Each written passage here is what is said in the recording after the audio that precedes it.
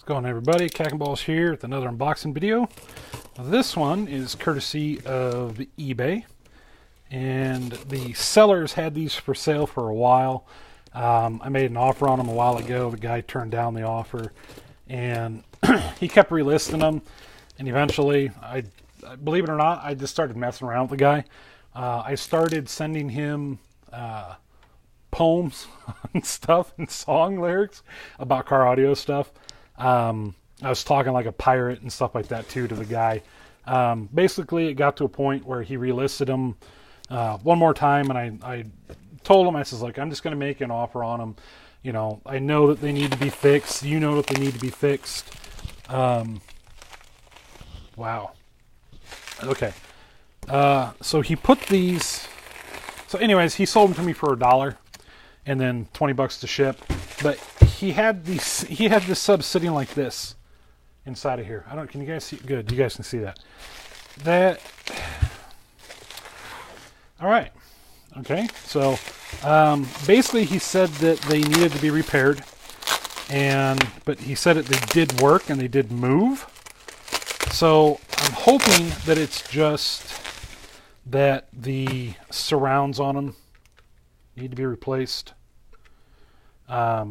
I'll have to test these out, but so there you go. This is a Punch HE.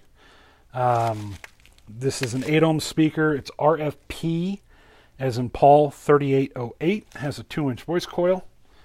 I'll bring this in here and we'll focus in. So as you can see, the model number there, RFP 3808, 8 ohm, 2-inch voice coil. Luckily, it doesn't feel like it's locked up. I've gotten a lot of these speakers lately that the magnets have shifted on them. So also has the trim ring with it, which is a good thing. Let me zoom back in here. So now comes the one that the sub was sitting in. Let's see how the sub fared.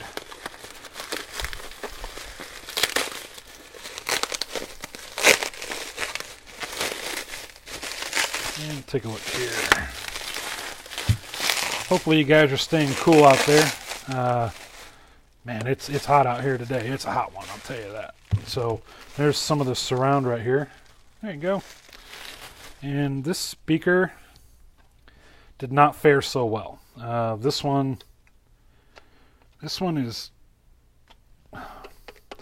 locked up. So it probably wouldn't have had that issue if he wouldn't have put it on top of the other one. So situations like this, you know, you paid $20 for them, okay? You paid $20 to have them shipped. You only paid $1 for the speakers themselves. So I've got basically one speaker that needs a surround on it and one speaker that's totally screwed up. So what would you guys do? What's your thoughts, suggestions, or anything like that? Would you complain about it? What would you do? So anyway, quick unboxing video. I always like doing these because it's just prime examples just like this. So anyway, have a good one, guys and gals.